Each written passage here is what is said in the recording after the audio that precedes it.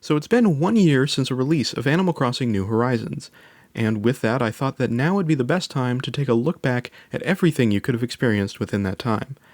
Now this isn't like my usual videos, but this is a game that I've played almost daily for the last year, and I haven't really been able to make much content on it. Hopefully I'll be able to tell you why, and many more of my opinions on the game in this video. Let's get started.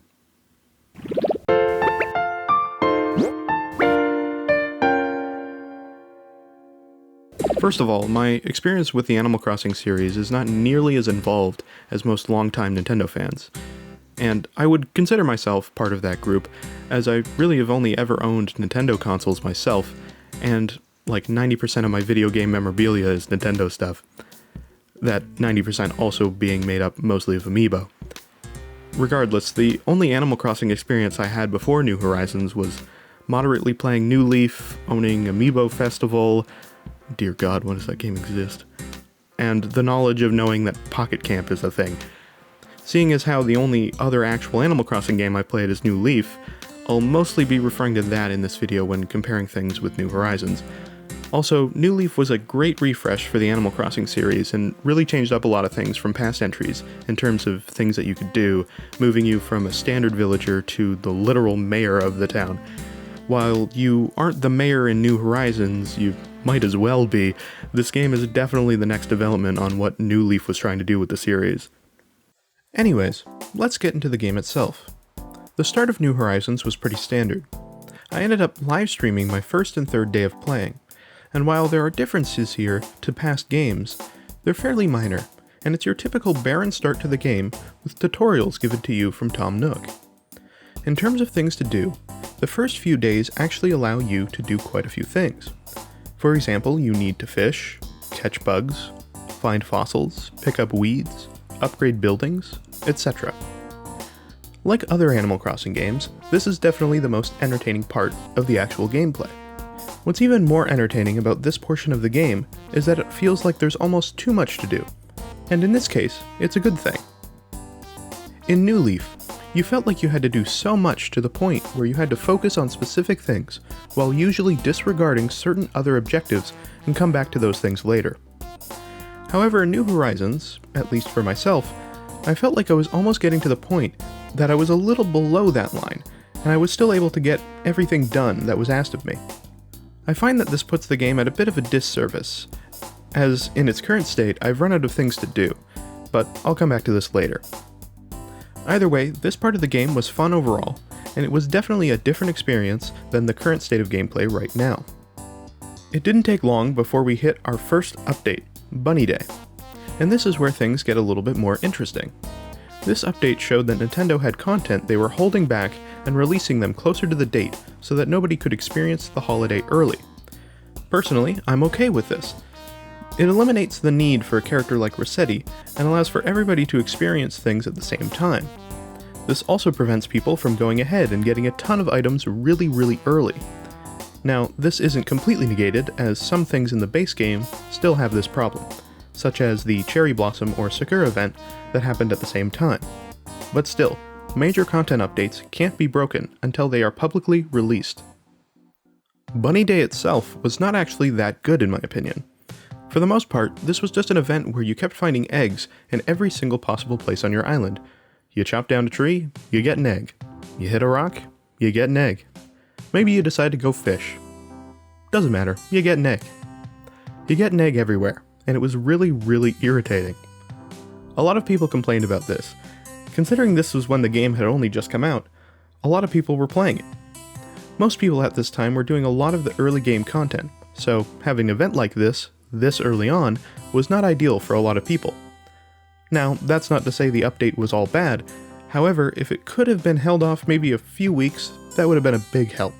Although, considering updates like this are based on actual real holidays, it's kind of impossible for Nintendo to move it just so that things work out for the game. On top of this, it's hard to pretend that COVID is not something that's happening in the world both then and now. It's obviously had a huge effect on the climate of the game, as a lot of people got into the game because they had nothing else to do. Even I am somewhat included in that. I planned on playing the game, but I put way more time into it than I was ever expecting to. Another reason for why I bring this up is that one of the complaints early on with Bunny Day was that people found that balloons spawned too quickly. Nintendo, in response, solved this issue and has dropped the spawn rate down. I'm assuming that this is carried through future updates that have balloon spawns as its main mechanic. But you also have to realize that people were playing this game during a pandemic where this was the main thing a lot of people were doing in their day, and overall investing a lot of their time into. For the future of this game, I think this change could possibly diminish the experience, considering that a lot of current players of the game might not be able to devote nearly as much time into it as they could now. Considering that some of these updates hinge on the balloon mechanic, it could be a problem down the line. At the end of the day, this update was fairly decent overall, and it was a good precursor to what Nintendo was planning to do in the future. People were in good spirits about the game, still having many things to do, building their islands up and all that. Of course, there were initial issues that people had, like wanting slight tweaks of new systems, for example, being able to batch craft things in the new DIY system, or just the overall thought that tools broke too quickly. Nevertheless, these are minor things people had problems with, and it was nothing major. It didn't take long before our next update came out, being Earth Day. This was a fairly sizable update, adding numerous new additions into the game. This update added Leaf, Red, Nature Day, May Day, the International Museum Day, and the wedding season.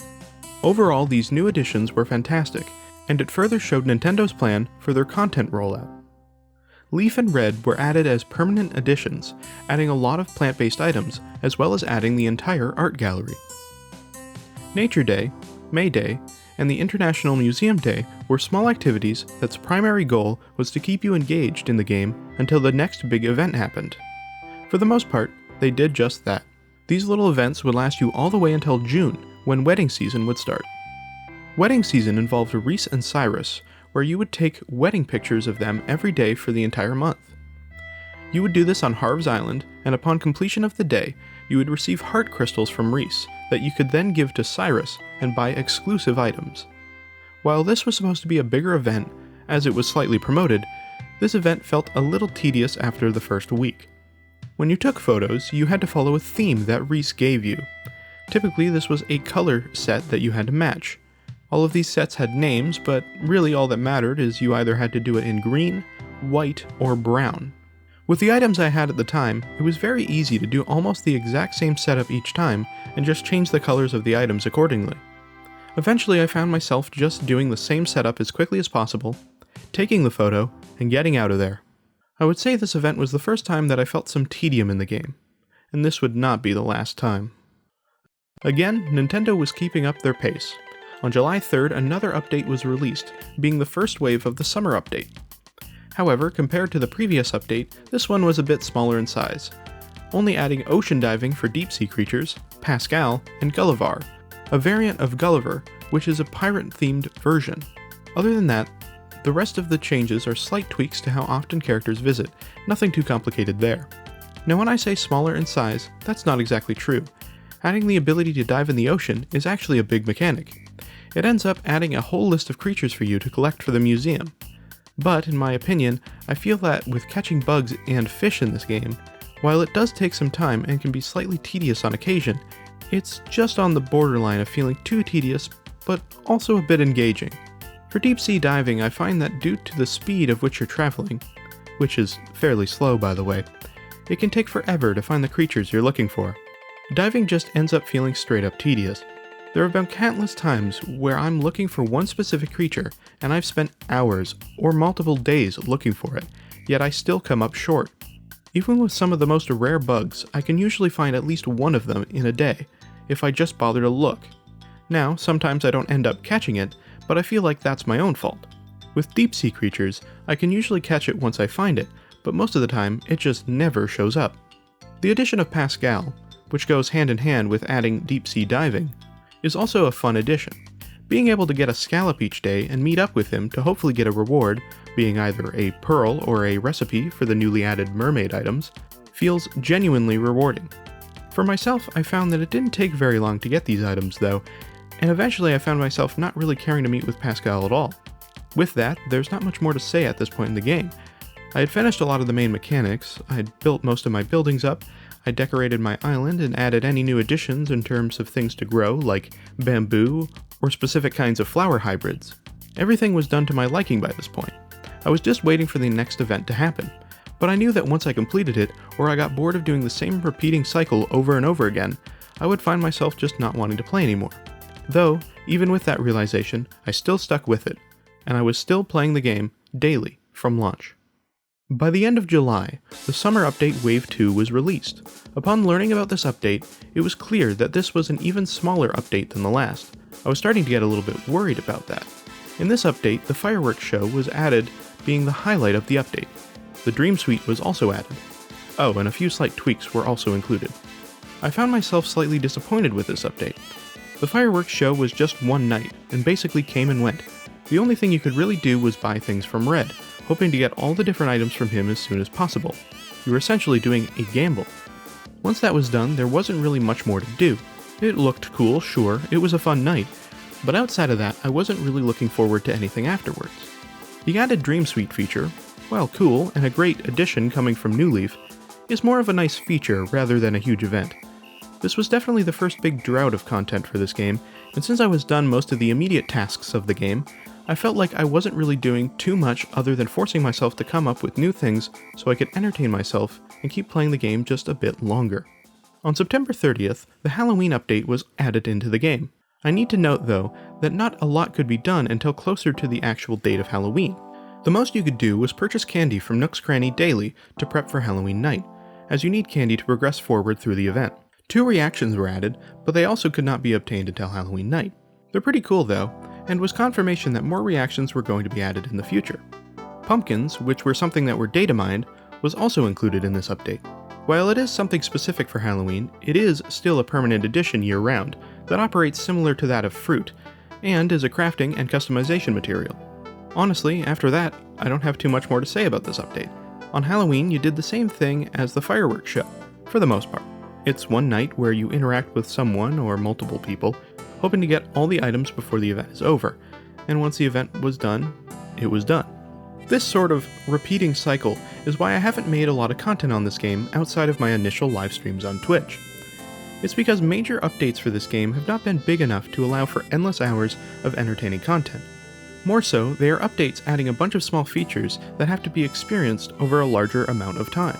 While I feel like that's almost just a way to describe Animal Crossing in general, past entries allowed you to experience multiple things in a day and keep yourself busy almost all the time.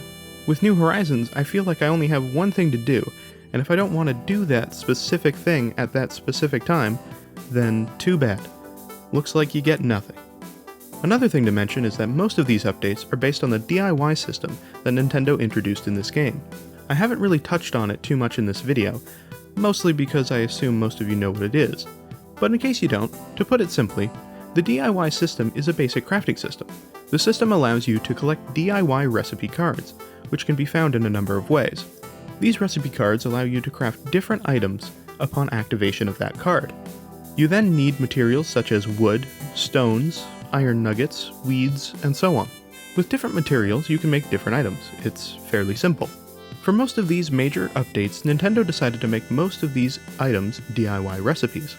Unfortunately, Nintendo made the main source of obtaining these DIYs balloons. This is why I was talking about balloons earlier. Assuming the spawn rate has been decreased overall, which to me it appears that is the case, balloons spawn around every 5 minutes or so.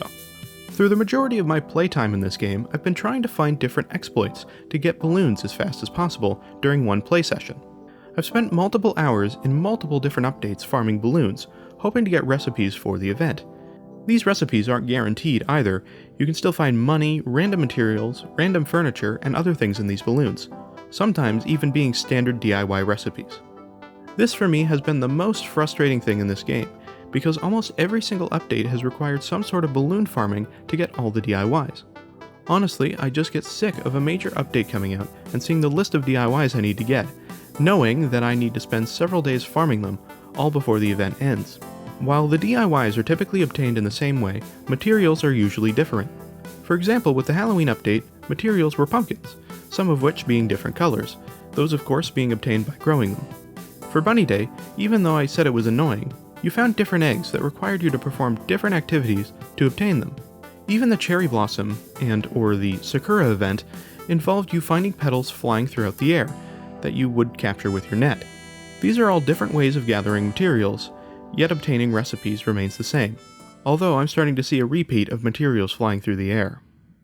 The winter update was released soon in the middle of November, adding a substantial amount of content, most of which was related specifically to their corresponding holidays, as items for Thanksgiving, or as Animal Crossing calls it, Turkey Day, was added, as well as festive items and even some New Year's items. On top of that, some other features were added, like the ability to do a save data transfer, which would allow you to move your save data from one Nintendo Switch to another. While I've heard that this is a complicated process, requiring serial number information, and to contact an actual Nintendo representative, it's a good feature to have nonetheless. 9 new reactions were added, most of which based off of base game reactions that could only be performed exclusively by NPC characters. The player's home storage was also expanded from 1,600 items to 2,400 items. And 6 new hairstyles were also included. These events were okay. They were nothing particularly special, at least for myself. I found that with Turkey Day, it was another standard event where it was a single day experience, being fairly short, maybe only taking about 15 to 20 minutes to complete. Similar to Jack on Halloween, you gathered materials for a special character, this time being Franklin. Once you had given him the things he requested, he would give you an item as a reward. If you gave him everything that he requested, he would give you a special DIY kit, giving you a bunch of exclusive Turkey Day items to craft. Again, once this event was done, there wasn't much more to do, all the way up until December came along. Prepping for Toy Day, which was the substitute for Christmas, or whatever holiday you might celebrate, was a pretty simple task. You went to Nook's Cranny, and similar to Halloween, bought a single item every day for the event. These items were of course toys. You would give these toys to your villagers as gifts on December 24th. Upon completing this task, you would also get a reward from Jingle the reindeer, who shows up on Toy Day. This holiday event was sort of a merge of Halloween and Turkey Day, whereas on Halloween, you found your villagers and gave them candy, and on Turkey Day, you did the opposite, finding items to then give to Franklin. On Toy Day, you found your villagers, getting rewards from them, and then getting rewards from Jingle upon completion of the entire event. Again, while the events are cool, you start to see where the repetition begins.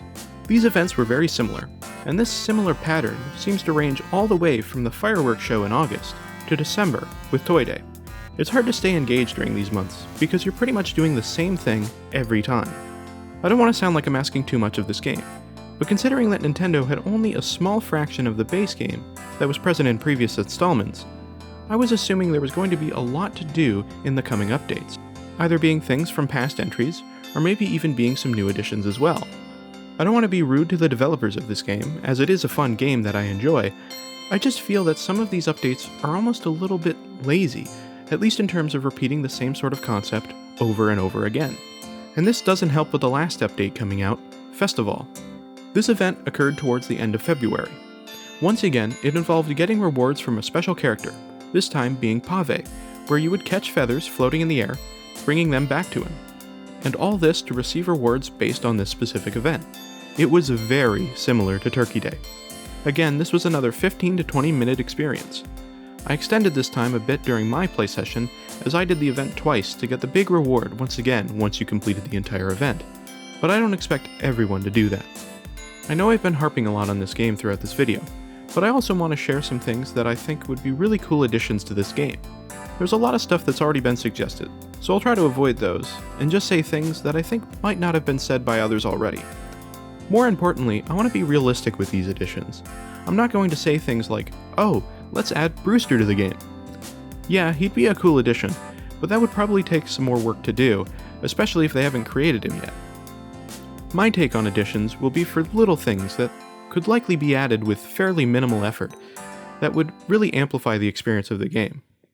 To start, I find that using Nook Mile tickets has become less important over time.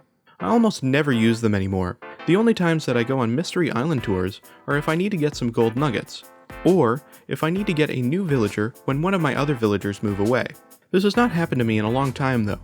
My most recent villager is Drift, which I've had for a couple months now. Also, a side note, this villager is so cute, oh my god. The main reason I don't go on these tours though, is because I already have tons of materials, and I feel like there should be more incentive to go to Nook Mile Islands to get those materials.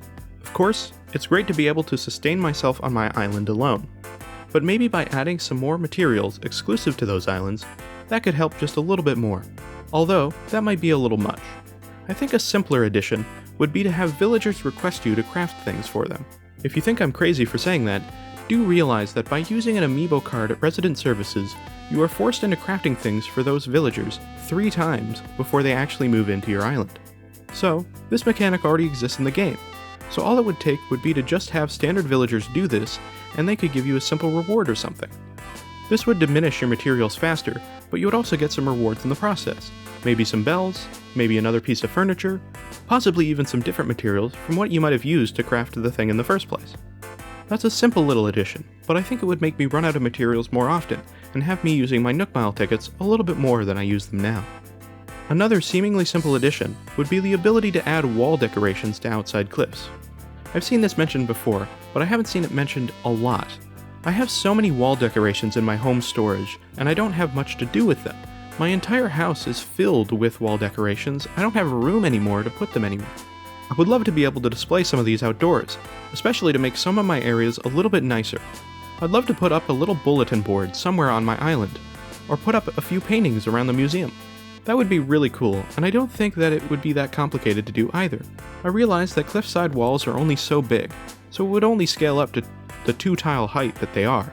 So it might be a little infuriating to place these things at times, but that already happens in the game outdoors, so it wouldn't be anything new. Also, how has Nintendo not added the ability to make paths on direct diagonals? We have diagonal bridges in the game, but we don't have paths that can go diagonally from them. We can change paths to be rounded corners, sure, but in a diagonal line, it looks terrible. Originally on my island, I had a single diagonal path, and I tried to hide these rounded edges with different things, but it was impossible to do. Eventually, I just took the time to change that entire section of my island and make it a straight bridge instead. Honestly, it looks way better, but I still would have liked to have a diagonal bridge on my island.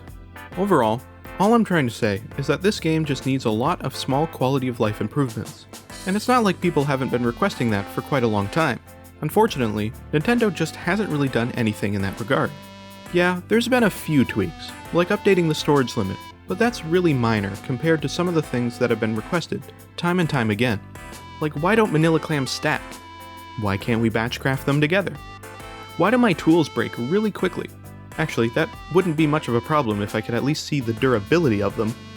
My point is that this game is definitely different to New Leaf and other past games, and that's okay. It's just a little infuriating when we keep getting the same types of content, and we're also left to keep dealing with the same shortcomings. Now, I'm making this video a little bit earlier than the date that you're seeing this. At the moment, it's known that there's an update on March 18th to be coming out involving the inclusion of Sanrio characters, which include Hello Kitty, Pom Pom Purin, My Melody, and more. But what we don't know if that's the only thing included in this update. So in the process of making this video, some more information was released about this upcoming update. I won't be able to preview the game before I have to complete the video, but I can talk about what is known at the time of filming. So it seems the inclusion of the Sanrio characters is definitely the first big portion of this update, which is a bit upsetting to me. Considering you have to buy amiibo cards to even access this content, it's technically the first paid update for New Horizons, and its contents aren't even that significant. Regardless, the other main feature of this update is an overhaul to custom designs. We now have the ability to access the custom design portal via our Nook phone, and are given more customization options with umbrellas, handheld flags, Uchiwa fans, and photo stands. What's even better is that 50 new design slots are to be added to both normal and pro design sections. These are some fantastic additions to custom designs, and will really help eliminate the complaint many players have been having about not having enough design space. I personally have also had this problem, as custom designs take up a lot of space, especially for me on my island, where I also make a custom sign for each of my villagers. I'm not entirely sure if I'll be using the newly added items for customization, but it's a nice inclusion. And of course, new seasonal items are going to be added as well. Oh, and there's also this Island Tour Creator web service that's going to be available. This just seems like it's going to be a slightly more creative way to share photos and videos that you've taken on your Switch, and not really any new content. I have to say, while the few features that are being added are cool, it's definitely the smallest update there is so far. Hopefully, more significant updates are added in the future, but I am starting to think that the size of updates are definitely getting smaller from here on out. I understand that updates can't last forever, but it still seems pretty quick for the success that the game has been having. I was really hoping for some additions to Bunny Day this year, but it looks like it will just be more of the same. Can't wait for those eggs. Anyways, with that has been my first year in Animal Crossing. Again, I did harp a bit on this game, but overall I've been having a great time with it, and I've really enjoyed everything thus far. It's been fun to interact with my friends during the time of a pandemic as well, and also to be able to have a fun, relaxing time in a game that washes some stress away. With that, I hope you enjoyed this video. Let me know by leaving a like, and even subscribing if you want to see more content like this down the road. Also, check out my music channel, Viper, where I've uploaded the music I used in this video. Lastly, I stream on Twitch at twitch.tv/riskRED, where I livestream a lot of the content that you see here. And if you want to check out any of those past streams, go to my other channel, riskRED Live. The link should be in the description. Thanks for watching, and I'll see you in the next video. Take it easy.